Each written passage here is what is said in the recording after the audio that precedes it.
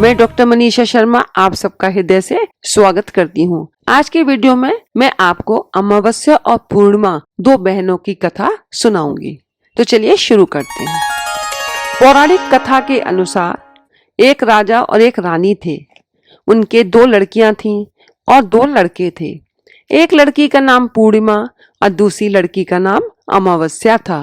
पूर्णिमा घर का सारा काम करती और भगवान की पूजा पाठ किया करती और गाय की सेवा भी करती थी।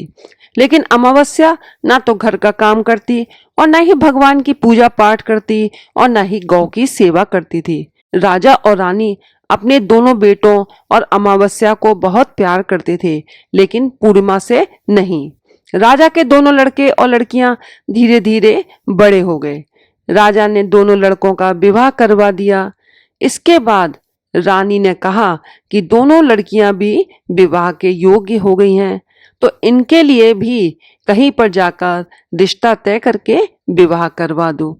लेकिन अमावस्या का विवाह किसी बड़े घर में करना और पूर्णिमा को किसी गरीब घर में देना, क्योंकि पूर्णिमा को घर का काम करना और भगवान की पूजा पाठ करना और गाय की सेवा करना यही पसंद है। अब रानी ने राजा को दोनों बहनों का रिश्ता तय कराने के लिए भेजा, तो राजा अपने पड़ोसी राज्य के राजकुमार से अमावस्या की शादी का रिश्ता तय कर देते हैं और उसी गांव में एक गरीब लड़के से पूर्णिमा की शादी का रिश्ता तय कर देते हैं। राजा अपनी रानी को दोनों बहनों की शादी के रिश्ते के बारे में बताते हैं, तो रानी अब सोचती है कि पूर्णिमा की भगवान कैसे मदद करते हैं, क्योंकि ये पूजा पाठ बहुत करती है और गाय की सेवा भी करती है। लेकिन पूर्णिमा के भाई और भाभी पूर्णिमा से बहुत प्यार करते थे, क्योंकि पूर्णिमा उनका घर के काम में हाथ बटाती थी और अमावस्या उन पर अपना रौब जमाती थी। राजा इसके कुछ दिनों बाद ही उनका विवाह करवा देते हैं और जब राजा और रानी उन दोनों लड़कियों को विदाई देते हैं, तब अमावस्या को विदाई के समय बहुत सारी धन दौलत देते हैं और पूर्णिमा को कुछ भी नहीं देते हैं। इसके बाद दोनों बहनें अपनी अपनी ससुराल चली गईं। अब एक दिन अमावस्या ने अपने घर शिव चर्चा रखी, जिसमें उसने पूरे गांव वालों को अपने घर बुलाया, लेकिन पूर्णिमा को नहीं। जब गांव की औरतें अमावस्या के यहाँ जा रही थी, तब पूर्णिमा अपने दरवाजे के बाहर बैठी हुई थी। तो उन औरतों ने पूर्णिमा से कहा कि तुम्हारी बहन के घर शिव चर्चा है, तुम नहीं चलोगी क्या? पूर्णिमा ने कहा, मुझे तो बुलाया ही नहीं, मैं कैसे चल सकती हूँ? औरतों ने कहा, बुलाया नहीं तो क्या हुआ, चलो हमारे साथ। पूर्णिमा उन औरतों की बात मानकर उनके साथ चली जाती है।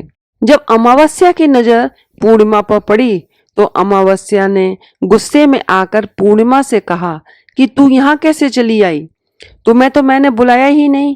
खैर कोई बात नहीं, तुम आ ही गई हो तो चुपचाप बैठे रहना और इधर उधर मत घूमना। इस तरह से अमावस्या ने पूर्णिमा की गरीबी का बहुत मजाक उड़ाया। अमावस्या की ये बातें सुनकर पूर्णिमा की आंखों से आंसुओं की धारा बहने लगी और भगवान शिव से हाथ जोड़कर पूर्णिमा मन ही मन विनती करने लगी, हे भगवान, क्या पूजा पाठ करना, घर का काम करना और गौ की सेवा करना ये गलत है? आखिर मेरा कसूर क्या है? आप कब कृपा करेंगे मुझ पर? पूर्णिमा बारंबार भगवान से यही विनती करती रही। जितने में शिव चर्चा पूरी हो गई। अब अमावस्या भगवान का प्रसाद बांटने लगी, तो उसने सबको भगवान का प्रसाद दिया, लेकिन पूर्णिमा को नहीं दिया। पूर्णिमा बिना प्रसाद के ही घर लौटने लगी, तो रास्ते में उसने सोचा कि बच्चे प्रसाद मांगेंगे तो मैं उन्हें क्या कहूंगी। उसने सोचा कि मैं अपने मायके अपने भाई और भाभी के यहाँ जाऊंगी और वहां से बच्चों के लिए कुछ लेकर आऊंगी। ऐसा सोचते हुए वे अपने घर आ गई और उसने अपने पति और बच्चों से कहा कि मैं अपने मायके जा रही हूँ। उन्होंने कहा ठीक है, और पूर्णिमा मायके के लिए रवाना हो गई। चलते चलते एक चबूतरा आया, जिस पर तुलसी का पौधा लगा हुआ था और उस चबूतरे पर एक बूढ़ी औरत बैठी हुई थी। वह कोई और नहीं, साक्षात तुलसी माँ थी। उस बूढ़ी औरत ने पूर्णिमा से कहा, बेटी तुम कौन हो और कहाँ जा रही हो?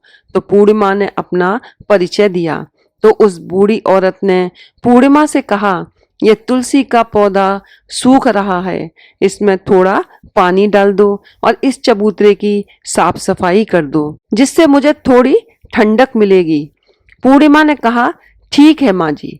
उसने तुलसी में पानी डाला, चबूतरे की साफ सफाई करी और उस बूढ़ी औरत को भी नहला दिया, उसके पैर दबाए और कहा, और क्या काम है माँ जी? उसने कहा, कुछ नहीं, अब तुम जाओ और वापस आते समय मुझसे मिलकर जाना। पूर्णिमा ने कहा, ठीक है माँ जी, और वह वहां से रवाना हुई।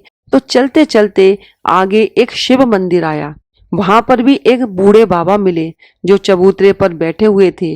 वह कोई और नहीं, साक्षात भगवान महादेव थे। उन्होंने पूर्णिमा से कहा, बेटी तुम कौन हो और कहाँ जा रही हो? पूर्णिमा ने अपना परिचय दिया। फिर उस बूढ़े बाबा ने पूर्णिमा से कहा, इस चबूतरे और इस मंदिर की साफ सफाई कर दो बेटी। पूर्णिमा ने कहा, ठीक है बाबा, और उसने चबूतरे और मंदिर की साफ सफाई की और पूजा पाठ की और उस बूढ़े बाबा को भी नहला दिया और कहा, और क्या काम है बाबा? उस बूढ़े बाबा ने कहा, और कुछ नहीं बेटी, अब तुम जाओ और वापस आते समय मुझसे मिलकर जाना। पूर्णिमा ने कहा, ठीक है बाबा, और वह वहां से रवाना हुई और आगे चलते चलते काली माँ का मंदिर मिला। वहां भी एक बूढ़ी औरत चबूतरे पर बैठी हुई थी। उस बूढ़ी औरत ने पूर्णिमा से कहा, तुम कौन हो बेटी और कहाँ जा रही हो? पूर्णिमा ने अपना परिचय दिया। तब उस बूढ़ी औरत ने पूर्णिमा से कहा, बेटी यहाँ सब पूजा पाठ करने तो आते हैं, लेकिन मंदिर की साफ सफाई कोई नहीं करता, इसलिए इस चबूतरे और मंदिर की साफ सफाई कर दो। पूर्णिमा ने कहा, ठीक है माँ जी।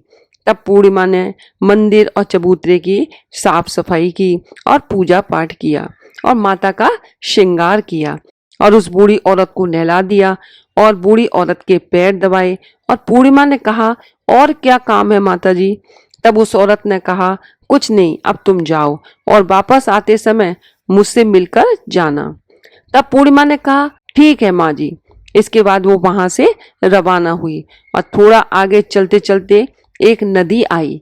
नदी के किनारे भी एक बूढ़ी औरत बैठी हुई थी। वह साक्षात गंगा मैया थी। उस बूढ़ी औरत ने कहा, तुम कौन हो बेटी और कहाँ जा रही हो? पूर्णिमा ने अपना परिचय दिया। इसके बाद उस औरत ने पूर्णिमा से कहा, इस नदी पर स्नान करने तो सब आते हैं, लेकिन यहाँ साफ सफाई कोई नहीं करता है, इसलिए तुम इस किनारे पर साफ सफाई कर दो। पूर्णिमा ने कहा, ठीक है माँ जी। पूर्णिमा ने वहां पर साफ सफाई की और उस बूढ़ी औरत के पैर दबाए और कहा, और क्या काम है माँ जी? उस बूढ़ी औरत ने कहा, कुछ नहीं बेटी, अब तुम जाओ और वापस आते समय मुझसे मिलकर जाना। इसके बाद पूर्णिमा नाव में चढ़ने लगी तो नाव फूलों से सजी हुई थी। वह नाव में बैठकर नदी के दूसरे किनारे पर उतर गई। इसके बाद वह अपने पीहर के घर पहुंच गई। वहां पर पूर्णिमा के भाई भौजाइयों ने उसे देखा तो वो बहुत खुश हुए और उन्होंने पूर्णिमा की बहुत खातिरदारी करी और खूब सारी बातें करते हैं और कहा कि बच्चों को भी साथ लेकर आती। इसके बाद सब खाना खाकर सो जाते हैं और सुबह जब पूर्णिमा ने अपने ससुराल जाने के लिए कहा तो भाभियों ने उसे एक लाल साड़ी दी और एक थैले में बच्चों के लिए कपड़े और खाने पीने के कुछ सामान रख दिए और कहा कि तुम बहुत दिनों के बाद आई हो, जल्दी जल्दी आया करो। पूर्णिमा ने कहा, ठीक है। इसके बाद पूर्णिमा की भाभियों ने पूर्णिमा को हाथ में थैला दिया और कहा कि जाओ और वापस जल्दी आना। इसके बाद पूर्णिमा वहां से रवाना हुई और उसी नदी के किनारे पर पहुंच गई। नाव में बैठकर नदी के दूसरे किनारे पर उतर गई। वहां पर उतरने के बाद पूर्णिमा को वही बूढ़ी माँ मिली जो साक्षात गंगा मैया थी। उस बूढ़ी माँ ने कहा, आ गई बेटी? पूर्णिमा ने कहा, हाँ मैं आ गई। तो उस बूढ़ी माँ ने पूर्णिमा को एक थैला दिया और कहा कि इसे तुम अपने घर ले जाकर ही खोलना। पूर्णिमा ने कहा, ठीक है माँ जी। अब पूर्णिमा के पास 2 थैले हो गए। उन्हें लेकर वहां से रवाना हुई। पूर्णिमा अब आगे चली तो वह काली माँ का मंदिर आया। वहां भी काली माँ बूढ़ी माँ के रूप में बैठी हुई थी। उसने कहा, आ गई बेटी? पूर्णिमा ने कहा, हाँ माँ जी मैं आ गई।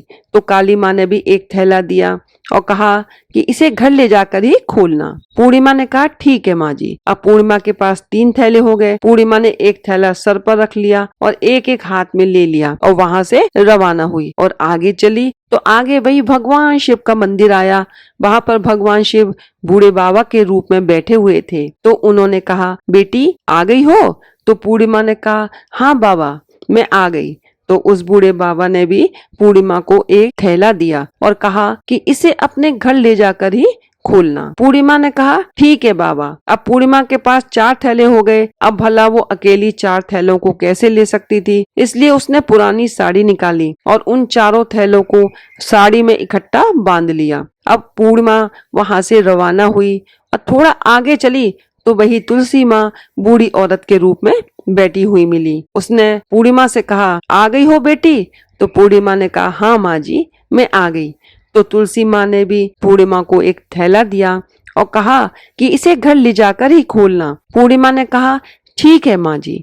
अब पूर्णिमा के पास 5 थैले हो गए। पूर्णिमा वहां से रवाना हुई और सीधे अपने घर आ गई। पूर्णिमा ने थैलों को नीचे रखा और सबसे पहले अपने मायके का थैला खोलकर देखने लगी। तो उसमें बच्चों के लिए अच्छे अच्छे कपड़े और बच्चों के खाने पीने की चीजें और कुछ गहने थे। पूर्णिमा ने अपने बच्चों को वो नए नए कपड़े दिए और खाने पीने की चीजें दी तो बच्चे बहुत खुश हुए। अब पूर्णिमा ने दूसरा थैला खोला जो उसे गंगा मैया ने दिया था। उसमें सोना और चांदी भरा हुआ था। जब पूर्णिमा ने तीसरा थैला खोला तो उसे काली माँ ने दिया था।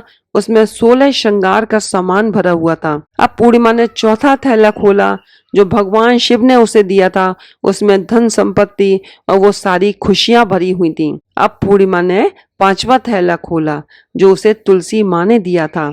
उसमें चावल दाल और 7 प्रकार का धान भरा हुआ था। अब पूर्णिमा के घर में किसी भी चीज की कमी नहीं थी और उसका घर धन धान्य से परिपूर्ण हो गया। अब पूर्णिमा और उसका परिवार खुशी खुशी रहने लगा।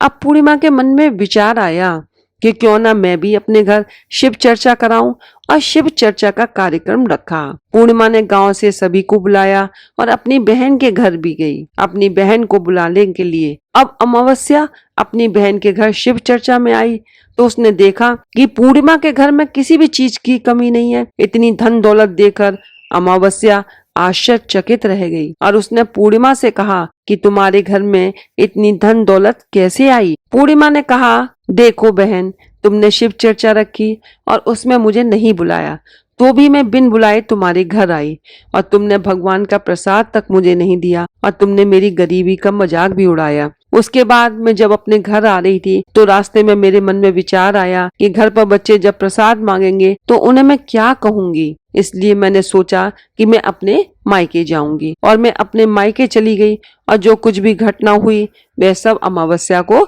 बता दी। तब अमावस्या ने पूर्णिमा से कहा कि तुम भी मुझे प्रसाद मत दो अब मुझे डांटो। लेकिन पूर्णिमा ने कहा कि यह तो भगवान का प्रसाद है मैं तो सबको दूंगी तुम्हें भी दूंगी। फिर भी अमावस्या ने प्रसाद नहीं लिया और वह सीधे अपने घर चली गई। घर जाकर अपने बच्चों से कहकर वह अपने मायके जाने के लिए रवाना हो गई। चलते चलते रास्ते में वही तुलसी माँ मिली जो चबूतरे पर बूढ़ी माँ का रूप धारण करके बैठी हुई थी। उस बूढ़ी माँ ने अमावस्या से कहा बेटी तुम कौन हो और कहाँ जा रही हो? ये तुलसी का पौधा सूख रहा है इसमें थोड़ा सा पानी डाल दो और इस चबूतरे की साफ सफाई कर दो। इस पर अमावस्या ने कहा ए बुढ़िया तुझे दिखाई नहीं देता मैंने कितनी महंगी साड़ी पहन रखी है ये गंदी हो जाएगी। ऐसा कहकर वे आगे चली गई तो भगवान शिव मिले उनको भी उसने ऐसा ही कह दिया। उसके बाद आगे चली तो काली माँ मिली काली माँ को भी उसने ऐसा ही कह दिया।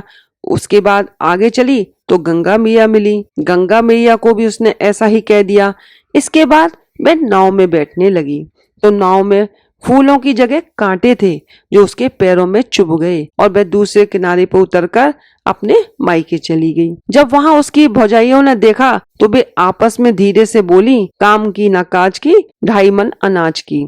ये भला कहाँ से आ गई? अब आ ही गई है तो ठीक है। पूर्णिमा तो अपने काम में हाथ बटाती थी यह कोई काम तो करेगी नहीं। अब उन्होंने खाना बनाया और खाकर सो गए। अमावस्या सुबह उठी और अपनी भौजाइयों से कहा कि मैं अपने ससुराल जा रही हूँ। तो उन्होंने कहा ठीक है जाओ। अमावस्या बोली, पूर्णिमा को तो तुमने एक थैला दिया था, अब मुझे कुछ नहीं दोगी क्या? भौजाइयों ने कहा, तुम घर जाओ, थैला तुम्हारे घर पहुंच जाएगा। फिर वे वहां से रवाना हुई और नदी के किनारे आकर नाव में बैठकर दूसरे किनारे पहुंची। वह गंगा मैया बूढ़ी माँ का रूप धारण करके बैठी हुई थी। बूढ़ी माँ ने कहा, आ गई हो बेटी? तो उसने कहा, हाँ आ गई। अमावस्या ने कहा, तुमने पूर्णिमा को एक थैला दिया था और मुझे नहीं दोगी क्या? बूढ़ी माँ ने कहा, तुम अपने घर जाओ, थैला तुम्हारे घर पहुंच जाएगा। इसके बाद काली माँ ने भी ऐसे ही कह दिया। इसके बाद भगवान शिव ने भी ऐसे ही कह दिया। इसके बाद तुलसी माँ ने भी ऐसे ही कह दिया। इसके बाद जब वह अपने घर पहुंची तो आंगन में 5 थैले रखे हुए थे। अमावस्या ने अपने मन में सोचा, आज तो मैं निहाल हो गई। उसने जल्दी जल्दी से सभी थैलों को खोला तो उसमें किसी में मिट्टी, तो किसी में पत्थर, तो किसी में कंकड़, किसी में कोयला, किसी में सांप बिच्छू भरे हुए थे। ये सब देखकर उसने अपना सर पकड़ लिया और कहने लगी, हे भगवान, मुझे मायके में भी कुछ नहीं मिला और इन थैलों में भी कुछ नहीं मिला। इसके बाद अमावस्या दौड़ती हुई अपनी बहन पूर्णिमा के घर आती है और पूर्णिमा से कहती है, तुझे तो इतना सब कुछ मिला और मुझे कुछ नहीं मिला, आखिर क्यों? पूर्णिमा ने कहा कि मैं जब अपने मायके जाती हूँ तो अपनी भौजाइयों के साथ मिलकर काम करती हूँ और तुमने कभी उनकी इज्जत नहीं की, इसलिए तुम्हें वो भला क्या देती? और इसके बाद तुमने गंगा मैया को ठुकरा दिया, काली माँ को भी ठुकरा दिया और भगवान शिव को भी ठुकरा दिया